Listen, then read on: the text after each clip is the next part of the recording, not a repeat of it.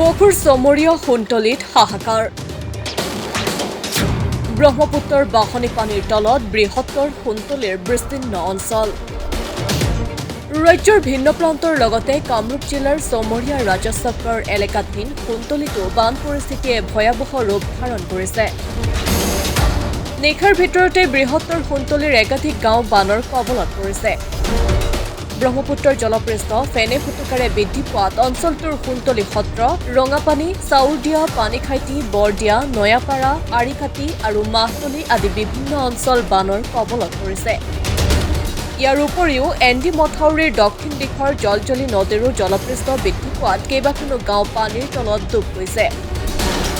অঞ্চলটোৰ মালিবাৰী পথাৰ মন্দিৰা এনচি দুৰামাৰী জাউকাটাদিয়া ডেকাচাং ধামাপাৰা আলুকপতিকে ধৰি বহুকেইখন গাঁও বানত ডুব গৈছে বানপানীৰ ফলত একাংশ ৰাস্তা ঘাট বুৰ যোৱাত যাতায়াত ব্যৱস্থা বিঘ্নিত হৈ পৰিছে যাৰ ফলত বানপীড়িত লোকসকলে টুলুঙা নাৱেৰে যোগাযোগ অব্যাহত ৰাখিবলগীয়া হৈছে নিশাৰ ভিতৰতে এনেদৰে সৃষ্টি হোৱা বান পৰিস্থিতিত আতংকিত হৈ পৰিছে গঞা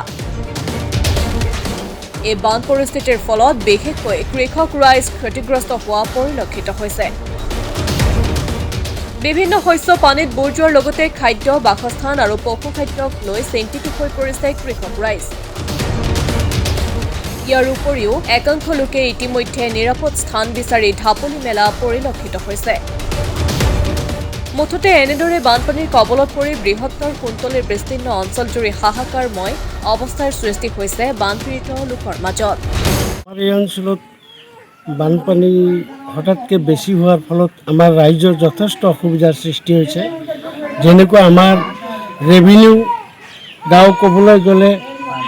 ধামাপাৰা মালিবাৰী বগৰীগুৰি কিসমত কাটনি মোল্লাপাৰা বিভিন্ন অঞ্চলত এক ৰাতিৰ ভিতৰত বানপানী বেছি হৈ যোৱাৰ ফলত আমাৰ গৰু ম'হ ছাগলী ইত্যাদিবিলাকৰ যথেষ্ট হাহাকাৰত পৰিছে এওঁলোকৰ খাদ্যৰ ক্ষেত্ৰত যথেষ্ট অনাটন দেখা দিছে গতিকে আমাৰ চৰকাৰ ফালৰ পৰাও এই গৰু ছাগল ম'হ ভেড়া এইবিলাকৰ খাদ্যৰ কোনো যোগান ধৰিব পৰা নাই ঔষধ পানীৰ ফালৰ পৰাও তেনেকুৱা ব্যৱস্থা কৰিব পৰা নাই আৰু আমাৰ ল'ৰা ছোৱালীবিলাকেও যাতায়াতৰ যথেষ্ট অসুবিধাত ভুগিছে আৰু আমাৰ বিদ্যুৎ সংযোগৰ যথেষ্ট অসুবিধা হৈছে আজি 2-3 দিন হ'ল প্ৰতিখন ঘৰত বিদ্যুতৰ যথেষ্ট অসুবিধা হোৱাত আমাৰ মানুহবিলাকে ৰাতি টোপনি মাৰিব পৰা নাই সোণতলীৰ পানী খেতিত বৰদিয়া পৰা অৰুৱাৰীকাটি আদি বিভিন্ন অঞ্চলত অতি ভয়াৱহ বানপানী হৈছে বানপানী হোৱাৰ ফলত বহু ধৰণৰ ক্ষতিগ্ৰস্ত হৈছে গতিকে মই বেছি দীঘল নকৰোঁ মই স্থানীয় বিধায়িকা নন্দিতা ডাঙৰীয়ানীক মই কৰজোৰে অনুৰোধ জনাই পাওঁ যে